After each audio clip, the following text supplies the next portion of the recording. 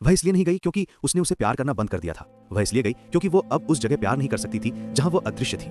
मीरा हमेशा से वो इंसान थी जो जोर से प्यार करती थी, भव्य इशारों से नहीं बल्कि उस तरह की छोटी रोजमर्रा की कोमलता से जो जीवन को नरम महसूस कराती थी। किसी के टिफिन में एक अतिरिक्त रोटी रखना, महत्वहीन विवरण याद रखना, रात के 2 बजे सिर्फ उन्हें मुस्कुराने के लिए मीम्स भेजना। अर्जुन दूसरी ओर ऐसे जीता था जैसे वह लगातार दौड़ रहा हो। गुड़गांव में एक उभरता हुआ कंसल्टेंट, वह मीटिंग्स, डेडलाइंस और प्रेजेंटेशंस के बीच एक मशीन की सटीकता से चलता था। जब उन्होंने डेटिंग शुरू की तो मीरा को वह तीव्रता आकर्षक लगी, मोहक भी लगी। वह किसी ऐसे व्यक्ति की तरह लग रहा था जो जानता था कि वह कहां जा रहा है। उसने सोचा कि वह उसके तूफान के लिए शांति बन सकती है, लेकिन धीरे धीरे तूफान ने शांति को निगलना शुरू कर दिया। ये छोटी छोटी चीजों से शुरू हुआ। उसने दिन के दौरान उसके मैसेजेस का जवाब देना बंद कर दिया, इसलिए नहीं कि वह व्यस्त था, बल्कि इसलिए क्योंकि वह भूल गया। उनकी वीकेंड डेट्स उसके ईमेल स्क्रॉल करते हुए आधा सुनने में बदल गईं। जब भी वह अपने दिन के बारे में बात करती, वह बिना सुने सिर हिलाता, एक हाँ या यादृच्छिक रूप से एक प्रतिवर्त की तरह निकलता। पहले तो मीरा ने उसके लिए बहाने बनाए, तनावपूर्ण नौकरी, मांग करने वाले ग्राहक, करियर का दबाव। प्यार, उसे विश्वास था, केवल प्राप्त करने के बारे में नहीं था, ये समझने के बारे में भी था। इसलिए उसने समायोजन किया, फिर से समायोजन किया, इतना समायोजन किया कि उसे ये याद नहीं रहा कि देखे जाने का एहसास कैसा होता है। एक रात लंबे दिन के बाद वह घर का बना पास्ता लेकर उसके अपार्टमेंट पहुंची, उसका पसंदीदा।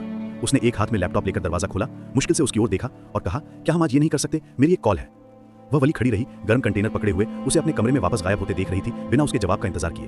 वह पल था जब उसने इसे महसूस किया, गुस्सा नहीं, दिल टूटना नहीं, बस एक दर्द।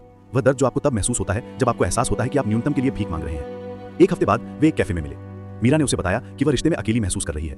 उसने आह भरी, अपनी कनपटी रगड़ी और वह लाइन कही जिसने उसके दिल का आखिरी टुकड़ा तोड़ दिया, मेरे पास अभी भावनात्मक चीजों से निपटने की बैंडविड्थ नहीं है। भावनात्मक चीजें, यही वह उसे बुला रहा था।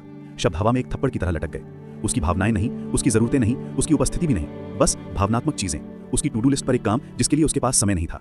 वह टेबल के उस पार उसे घूरती रही, इस आदमी के लिए जिसके लिए उसने खुद को गांठों में समायोजित कर लिया था, और उसे एहसास हुआ कि वह खुद को उसकी व्यस्त जिंदगी के हाशिए में फिट करने के लिए सिकुड़ रही थी, उम्मीद करते हुए कि वह अंततः नोटिस करेगा। लेकिन वह कभी नहीं करेगा, क्योंकि उसके लिए वह कभी प्राथमिकता नहीं थी, बस बैकग्राउंड का शोर। वह चुपचाप चली गई, इसलिए नहीं क्योंकि उसने उसे प्यार करना बंद कर दिया था, बल्कि इसलिए क्योंकि वह अब उस जगह प्यार नहीं कर सकती थी जहां वह अदृश्य थी। आने वाले सप्ताहों में मीरा ने शोक मनाया, न केवल रिश्ते के लिए बल्कि खुद के उस वर्जन के लिए जिसने टुकड़ों को स्वीकार किया था और इसे प्यार कहा था। उसने उन लोगों के लिए बहाने बनाना बंद कर दिया जो सामने नहीं आ सकते थे। उसने सीखा कि पारस्परिकता के बिना प्यार महान नहीं है, ये आत्मसमर्पण है। अर्जुन ने 1 महीने बाद उसे मैसेज किया, हे, चीजें ठीक हो गई हैं, कॉफी पीने चलोगी? उसने इसे पढ़ा, फिर डिलीट कर दिया, गुस्से से नहीं बल्कि स्पष्टता से। वह नहीं बदला था, वह बस अस्थायी रूप से कम व्यस्त हो गया था, और वह किसी ऐसे से अधिक की हकदार थी जिसके पास उसके लिए तभी समय हो जब यह सुविधाजनक हो।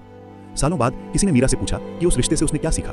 वह उदास होकर मुस्कुराई, मैंने सीखा कि कुछ लोग वह सब कुछ लेंगे जो आप देंगे और फिर भी पूछेंगे कि आप और क्यों नहीं दे रहे हैं। मैंने सीखा कि समझदार होने का मतलब उपेक्षा को स्वीकार करना नहीं है, और मैंने सीखा कि किसी ऐसे व्यक्ति से दूर चले जाना जो आपको अदृश्य महसूस कराता है प्यार छोड़ना नहीं है, ये अंततः खुद को चुनना है। उसे कभी जाने का पछतावा नहीं हुआ, क्योंकि उसने उसके ध्यान से ज्यादा मूल्यवान कुछ खोज लिया था, अपना खुद का मूल्य। और एक बार जब आपको याद आ जाता है कि आप क्या के लायक हैं, तो कम में समझौता करना असंभव हो जाता है।